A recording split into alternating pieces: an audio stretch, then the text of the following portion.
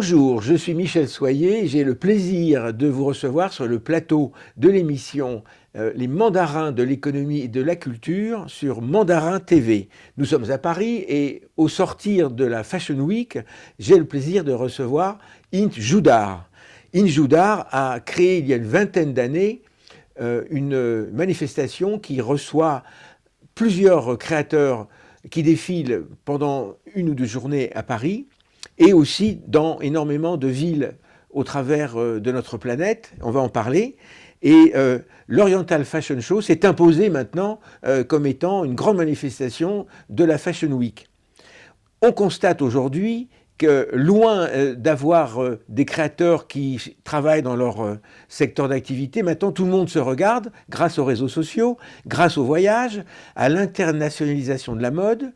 Et par exemple, la Chine aujourd'hui met en avant ses créations de vêtements, de mode, d'esthétique, de luxe, du passé. Et le passé est absolument somptueux, puisque la Chine a eu droit à des créateurs dans les dynasties des siècles passés qui ont créé des œuvres tout à fait exceptionnelles. Alors aujourd'hui, on voit défiler des créations qui s'inspirent de tous ces domaines d'activité, domaine de création, et c'est un petit peu, je dirais, la façon dont je vois Int Joudar, c'est-à-dire qu'elle met en avant une passerelle entre les créations occidentales, que l'on connaît bien ici avec tous nos créateurs, qui sont pleins de talent, mais aussi les créations orientales et asiatiques au sens large, l'Orient au sens large, qui donc s'inspirent très souvent de leur passé et pour nous proposer des œuvres qui sont parfois somptueuses. Alors, il s'est fait connaître par ce livre qui s'appelle Les merveilles du caftan, qui, je dois dire, aussi en vente au musée Jacques Chirac, quand même. Félicitations. Et c'est une anthologie de ce vêtement qui est vraiment la signature de la mode en Orient. Alors, Int, peux-tu nous expliquer le point de départ? Qu'est-ce que c'est le caftan? Alors, le caftan, si on peut le définir comme le fait le dictionnaire français, c'est un vêtement oriental qui est chargé de décoration, d'ornementation, de broderie. Et il trouve sa source justement en Chine, où à travers les routes commerciales, on a les routes de la soie, on a pu faire voyager tous des savoir-faire, faire rencontrer aussi des cultures et petit à petit, le caftan s'est développé à travers ces routes commerciales et chaque région du monde l'a un petit peu, l'a appréhendé et a essayé de transmettre toutes les cultures du passé sur ce vêtement. Et après, ça donne, en fonction des régions, des formes, des couleurs, des broderies différentes, des broderies locales qui sont apposées sur ce vêtement. Et on arrive à identifier le vêtement en fonction des régions. Mais à la base, c'était les routes commerciales, les soies, les soieries, les tissus, les savoir-faire qui trouvent leur source en Chine et qui ont traversé la planète à travers les routes commerciales pour arriver finalement jusqu'en Maghreb et puis en traversant l'Asie centrale, le Moyen-Orient, la Méditerranée. Et il s'est installé durablement en Afrique du Nord. Alors tout ça, les broderies, ça me rappelle un petit peu, ça m'évoque la tapisserie, les tapis. Et alors peut-être que nous, on aime les tapis volants, on voyage dessus, mais est-ce que justement le caftan, c'est à la fois une culture commune de l'Asie et de l'Orient, et puis une culture locale, c'est-à-dire que chaque région a sa couleur, ses fils d'or, sa façon de travailler? Selon les régions et selon la richesse aussi de la région et selon aussi les savoir-faire régionaux. Par exemple, comme on l'a vu récemment vous évoquez le musée Jacques Chirac, la fabuleuse exposition sur le fil d'or. Tout à fait. Et là, on se rend compte que c'est une culture commune partout dans la planète. On retrouve des choses qui se ressemblent. Il y a un fil conducteur et un fil de soie ou fil d'or qui réunit toutes ces cultures. Et c'est ça qui est fabuleux dans la mode, c'est qu'on crée un dialogue universel. Et c'est ça qui est fabuleux et ce que j'aime faire justement à travers l'Oriental Fashion Show. C'est de faire rencontrer toutes ces cultures, créer un dialogue, créer une dynamique. Et je pense qu'au bout de 20 ans, on a plus ou moins compris comment ça marche. Alors d'où l'association, donc la route de la soie à l'Andalouse. Et comment ça fonctionne? Qu'est-ce qu'elle fait cette association? Ben justement, elle organise cet événement depuis le début et elle permet aussi de sensibiliser justement en fait, et de faire connaître des savoir-faire des pays d'Asie et d'Orient, et parallèlement à ce qu'en France et en Europe, on comprenne mieux aussi ce qui se passe de l'autre côté. Et donc, ça crée aussi des échanges, des influences. Et maintenant, je pense que la mode est devenue universelle, avec les réseaux sociaux, comme vous l'avez dit, on comprend mieux l'autre, on sait comment travaille l'autre et on essaie de dialoguer et de créer des synergies nouvelles. Alors quels sont les grands créateurs que tu as présentés? Quelles sont les stars de la mode orientale? Il y en a eu beaucoup, il y en a eu beaucoup. Il y a des personnes avec qui on a travaillé tout au début, il y a 20 ans, qui sont devenues des grandes Par exemple, personnes. quelques noms? Alors, en Égypte, j'ai un créateur qui s'appelle Hani El Bahiri, qui est maintenant bien positionné, bien connu, qui est devenu même presque, on l'appelle le pharaon de la mode en Égypte. Et il y en a plein d'autres. J'ai eu le plaisir aussi de travailler avec des créateurs russes, d'Asie centrale, des créateurs aussi de Malaisie. Donc voilà, non, il y a eu beaucoup de créateurs. Je crois qu'on doit être aux alentours de 200, plus de 200 créateurs ouais. Qui, depuis le début, oui. grâce à Oriental Fashion Show, ont eu une vitrine sur l'Occident. Oui, ils ont eu une vitrine à Paris. Et puis on a eu aussi l'occasion de créer des plateformes, des Fashion Week dans certaines régions du monde. Alors lesquelles tu as au Maroc, on a créé la Maroc Fashion Week, la Tanger Fashion Week, Marrakech Fashion Week. On a créé 3 plateformes au Maroc parce qu'il y a une grande créativité au Maroc et les régions sont différentes en fonction. Par exemple, le Marrakech a une certaine dynamique, le nord du Maroc a aussi une autre dynamique. Donc, on a créé ces 2 plateformes qui sont en train de se développer. On a créé en Azerbaïdjan, au Kazakhstan, au Tadjikistan aussi. C'est des pays qui paraissent lointains, mais pas si lointains que ça, puisqu'ils ont aussi une histoire avec les routes de la soie. Et les régions que j'évoquais tout à l'heure et les traditions locales qui se rajoutent au kaftan, ou un vêtement oriental, parce que quand je parle du kaftan, au sens là, c'est un vêtement oriental au sens large, et ça nous permet aussi de comprendre l'histoire de ces régions. Donc, il y a aussi une dynamique moderne dans ces régions-là, et la mode est très, très, très dynamique. Il y a beaucoup de création, beaucoup de créativité, et ils ont aussi beaucoup de relations avec la Chine, puisqu'il y a un dialogue constant avec la Chine, et ils travaillent beaucoup avec la Chine, ou même qui ont été formés en Chine. Alors justement, qu'est-ce qui caractérise un vêtement un petit peu oriental par rapport à nos vêtements occidentaux qu'on voit défiler à Paris là, la semaine dernière? Alors, ça dépend. On peut parler de l'Orient moderne, c'est-à-dire il y a de la créativité, mais vous trouverez toujours un petit motif qui rappelle le pays, qui rappelle la région. Mais c'est très moderne, c'est très actif. La semaine dernière, on a présenté une personne d'Asie centrale, d'Ouzbékistan, qui est très moderne et très, on va dire, qui est dans le futur, mais qui utilise les broderies d'Asie centrale, les broderies de Bukhara, avec le fil d'or justement. C'est le zardozi, ce qu'on appelle le zardozi. C'est une technique qui est assez connue dans la région. Et aussi, on a présenté une personne, une maison de haute joaillerie kazakh, et qui font aussi de très très beaux bijoux, mais avec des motifs kazakhs. Est-ce qu'il y a une école de formation? Où est-ce que ces gens-là vont se former? Parce que nous avons des écoles à Paris, à Londres, à New York. Ils se forment partout. Ils peuvent se former à Paris. Il y a des gens qui se sont formés en France, en Italie, à Londres aussi, mais aussi en Chine et en Russie, à Saint-Pétersbourg.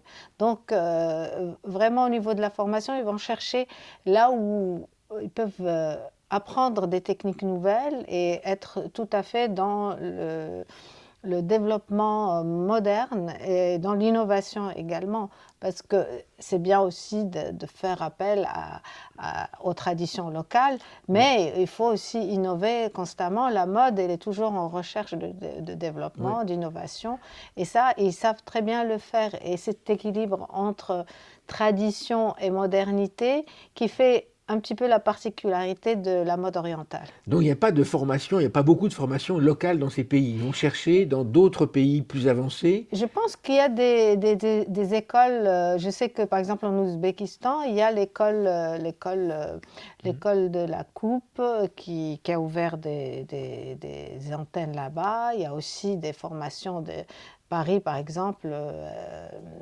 l'école, la chambre syndicale aussi ouvre des antennes au Moyen-Orient, Morangoni, enfin sans citer vraiment les écoles, mais c'est ces grandes enseignes de la mode, des écoles de mode qui forment un peu partout dans le monde, et il y a des... Donc déjà étudiants, ils ont déjà acquis un savoir-faire occidental et avoir l'œil à la fois oriental et occidental. C'est très important ce dialogue, parce que la mode a besoin de se nourrir des deux bords pour vraiment...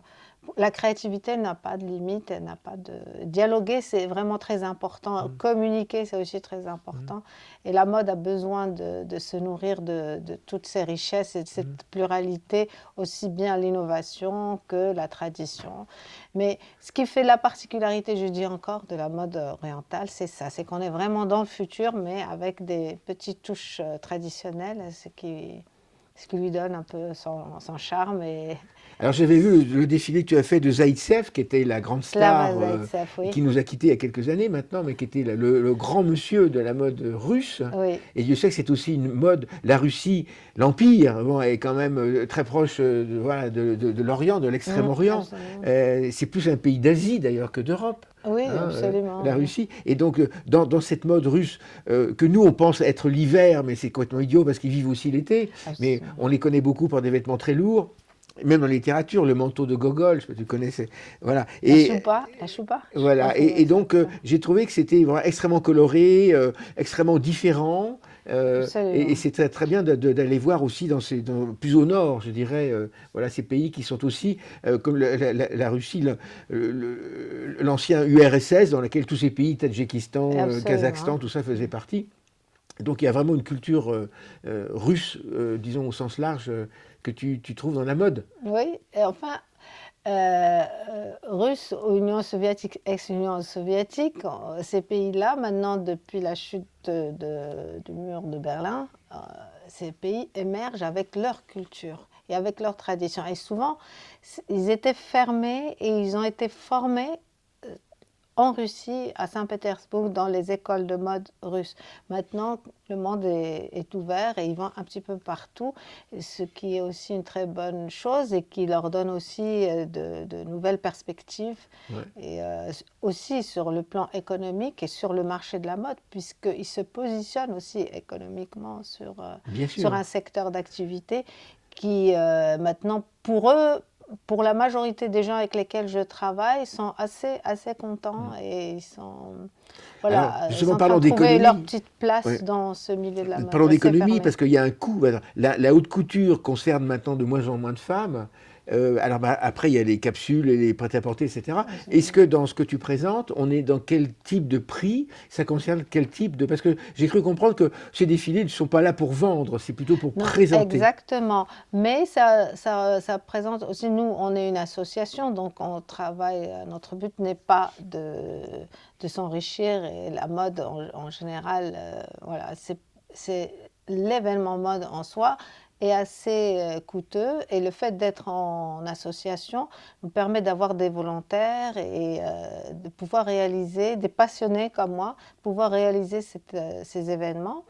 Mais c'est un événement aussi qui sert de vitrine et de marketing et de communication pour ces marques-là qui étaient à la base inconnues, mais Paris les fait rayonner.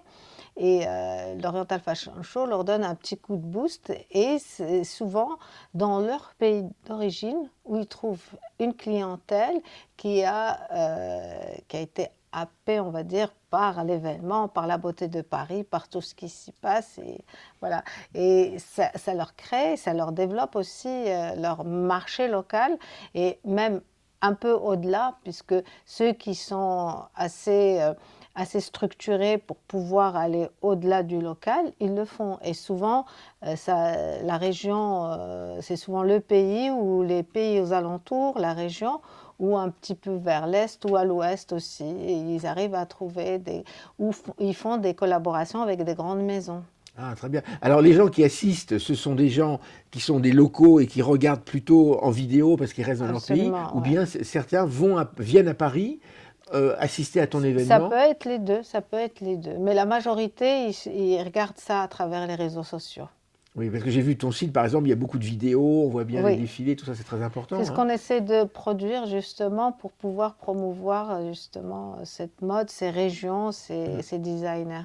Et alors, les mannequins, alors elles sont pluriraciales, Oui, de toutes les couleurs. Comment c'est tu très choisis tes mannequins? important d'avoir une diversité aussi dans les modèles qui sont, qui sont aussi représentatifs de ce nous, on essaie de promouvoir, cette culture plurielle, et aussi cette ouverture d'esprit. Donc, et puis la beauté, elle est universelle. On peut être Soit. voilà, asiatique, noire, blanche, blonde, voilà. Ça n'a pas... C'est pas des critères. Nous, on voit une jolie femme, on voit pas la couleur, on voit pas voilà, en fait, on essaie de choisir sur certains critères, mais on fait abstraction de tout le reste. D'accord, mais c'est vrai que certains bijoux ressortent mieux sur une peau noire, il Ouais. faut le dire quand même, hein, Oui, que oui, sur une peau ou si on blanche, et peut donc voir, ça il y a pas dépend, d'autres ouais, critères. ouais. Les critères de la beauté, c'est vrai, mais c'est très à la mode, je veux dire, d'avoir une diversité. Absolument, mais Voilà. c'est important, c'est important. Parfois, une tranche d'âge, elles sont très jeunes aussi, ces mannequins en général. Ça dépend, on a Hein. aussi des personnes qui arrivent jusqu'à 35 ans, 40 ans, on a C'est bien, parce que ça, c'est Non, non, très on a aussi, parce que, RSE, ça, c'est très. oui, mais parce qu'il y a aussi une femme d'un certain âge, vu la cible des gens qu'on représente, c'est aussi Mm. des femmes qui ne peuvent pas se reconnaître tout le temps dans une jeune de 18 ans ou de 20 ans, parfois. Si on a des modèles qui sont un peu plus matures, c'est bien aussi, ça plaît beaucoup aussi Parce que d'avoir. tous ces pays que tu représentes, est-ce que c'est pas des pays de matriarcat, où les femmes ont plus de pouvoir? Je dis pas, tu es Absolument, femme chef surtout en Asie, d'entreprise, donc je ne vais pas dire absolument, ça, oui. mais voilà, c'est des pays où la femme a une grande A une grande importance dans la vie importance. En sociale. Asie centrale, oui, particulièrement. Aussi, les femmes aussi au Moyen-Orient sont très fortes. Malgré tout ce qu'on dit, c'est des femmes qui ont du caractère, et des femmes maintenant qui se mettent un peu en avant sur le marché de l'entrepreneuriat. Oui, c'est des femmes assez fortes et assez... Alors, est-ce que tu as justement des jeunes entreprises dans la mode, avec des jeunes femmes, comme nous on a à Oui, Paris des filles de 25 ans qui se absolument. lancent, tu Oui, as ça oui. dans ces On a pays? aussi une génération, maintenant une nouvelle génération qui monte et qui maîtrise un petit peu tous les outils qui existent de communication. Ils sont assez business. Et voilà, j'ai en face des jeunes designers, alors qu'à l'époque, nous, on était plus dans la culture, un petit peu, on va dire, c'était le côté qui nous intéressait le plus, c'est la culture, la découverte. Maintenant, ils veulent tout, c'est la culture, la découverte, la tradition, la modernité, plus le business. Donc, ils sont très à cheval sur tout ce qui est calendrier business, calendrier de vente, calendrier de production. Et alors tout ça, c'est pas produit en Chine, non? C'est produit où? Non, il y a des maisons qui produisent en Chine certains articles, d'autres qui sont produits localement.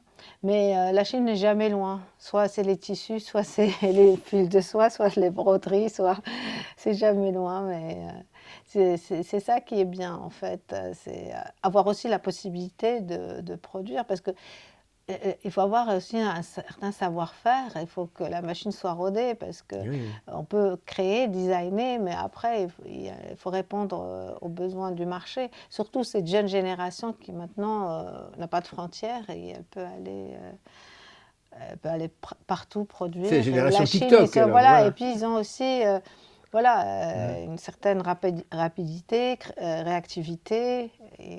Alors qu'est-ce que tu fais pour elles, pour ces femmes, si c'est des femmes, pour leur business? Tu les aides dans le business plan, peut-être, est-ce qu'il y a des aides de trouver des financements, de Absolument. distribution, concrètement? Alors concrètement, pour ma part, déjà à la base, je suis consultante, je suis juriste à la base et ma spécialité c'était les affaires. Et maintenant, je reviens un petit peu au conseil et c'est quelque chose qui m'épanouit parce que je l'ai quitté il y a quelques années, mais j'y reviens différemment et spécialisée seulement dans ce domaine-là. Un domaine, bien sûr, qui avant que je ne connaissais pas très bien, mais maintenant que je maîtrise un petit peu mieux. Et ça me plaît d'associer mes compétences d'avant, académiques, aussi mes expériences d'avant, que je mets un peu au service des gens avec lesquels je travaille actuellement. Oui, on les conseille sur le business plan. Si on voit qu'ils se trompent sur une direction, on leur dit voilà ce qu'il faut faire. Oui, on conseille pas mal sur la manière de travailler et la direction surtout. Donc c'est pas qu'une vitrine, c'est Oui, des ouvertures vers les affaires. maintenant on commence un petit peu à... Parce qu'il y a ce besoin du Qui est normal, business. qui est normal. Ce qui est business, chose que nous, quand on a commencé, on ne voyait pas du tout. Mais comme je vous dis, cette nouvelle génération, ils ont moins d'expérience, mais ils ont beaucoup d'idées et ils sont très dynamiques. Donc on essaie de mettre aussi notre expérience à leur service pour essayer de les accompagner et de les amener vers la bonne direction, selon nous et selon notre expérience. Bien sûr. Mais alors, en matière de mode, la création est-elle liée à l'expérience? Pas forcément. Par contre, le business, oui. Non, le business, oui. Oui, surtout la direction, le marché évolue beaucoup Oui, en très ce vite, moment. très vite. Comme vous avez dit, il n'y a plus beaucoup de clientèle haute couture. Et maintenant, vu le mode de vie qui a beaucoup changé, vous voyez par exemple, il y a des gens qui fabriquent dans un pays et qui vendent dans l'autre à travers Internet. Donc on peut aussi produire local et vendre global. Donc, ou vice-versa aussi, hein, on peut être global, mais aller aussi vers le local. Mais il y a beaucoup de jeunes créateurs maintenant qui, à travers, dans leur petit comment dire, écosystème, essayent d'avoir une vitrine sur l'international. Ils y arrivent plus ou moins et donc notre rôle aussi c'est de les accompagner et de les aider à travers bien sûr les plateformes qu'on a créées comme je vous ai dit au Maroc pour pouvoir justement accompagner des jeunes créateurs aller vers Avoir une l'international. visibilité. Est-ce que Absolument. certains travaillent aussi pour des grands groupes, font des Oui, collections, oui, oui, oui. Et comme les grands Lagerfeld un jour a groupes, travaillé pour oui, H&M? Bon. exact. Et les grands groupes ont les yeux maintenant rivés un petit peu vers les jeunes créateurs parce que voilà, ils cherchent de nouvelles directions artistiques, de nouveaux directeurs. Ils voient beaucoup la créativité, mais bien sûr, il y a aussi la formation qui est très importante. Mais on a aussi des fois des gens qui sont très créatifs, mais moins formés, et d'autres sont surformés, mais moins créatifs. C'est un monde très difficile, la mode, parce qu'on a cette image papier glacé, glamour, la beauté, etc. Mais par derrière, Beaucoup de quand il faut travail, créer plusieurs collections par an, absolument. non seulement les dessiner, mais les fabriquer, Les produire, et oui, ça c'est c'est un vrai important. travail, donc les protos, et puis après la série, etc. Acheter les matériels, les matières, la commercialisation, la promotion, enfin c'est un travail, c'est énorme, Ouais, c'est vraiment absolument. très dur Ouais, ouais. comme métier. Dur, il faut être passionné. Parce que sans passion, on ne peut pas tenir dans ce milieu-là. Ah oui, tous Il faut passionnés. être patient, il faut être voilà, rigoureux, beaucoup de rigueur, beaucoup de travail. Et il ne faut pas compter ses heures. Bien sûr. Mais alors, finalement, cette passerelle, le message que tu fais passer par ces gens qui sont inconnus, mais qui sont issus de pays à forte culture, mais dont on ne connaît pas toujours la culture. Quoique Absolument. l'Ouzbékistan, on en parle beaucoup, l'Azerbaïdjan, Kazakhstan, on en parle beaucoup Il y a maintenant. quelques années, on entendait moins parler de ces pays-là, mais Ouais. qui montent en force et en dynamisme, mais qui ont aussi une riche culture. Oui, oui, ah bah, Donc maintenant, l'Ouzbékistan, ouais, ça, voilà, bien sûr. c'est un très très beau pays, l'Ouzbékistan. Et il a été aussi un centre de trade sur les routes commerciales, Oui, oui, les routes terrestres. C'était aussi un centre intellectuel, culturel très important. ne serait-ce qu'à Paris, La les... région, Ouais. maintenant, il y a des pays, avant c'était la région d'Asie centrale, il y avait des centres de trade, c'était des villes comme Samarcande qui étaient spécialisées dans Il y avait des dans foires, vin. enfin c'était des Exactement, foires. Boukhara, qui vendait les tapis, qui venaient un peu de toutes les régions aux alentours.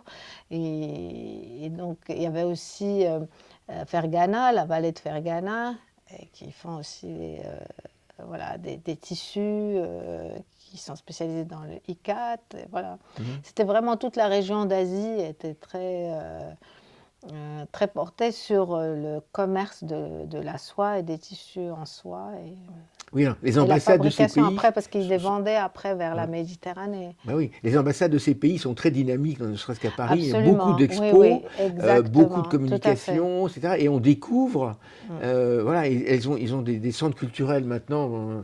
Voilà, on en connaît absolument. quelques-uns à Paris qui sont somptueux. Et donc quand on entre, on se dit, ah, c'est quand même, on connaissait pas. C'est vrai qu'on connaît mal. Alors maintenant, il y a tout un tas d'associations culturelles, c'est vrai, qui nous ouvrent des horizons.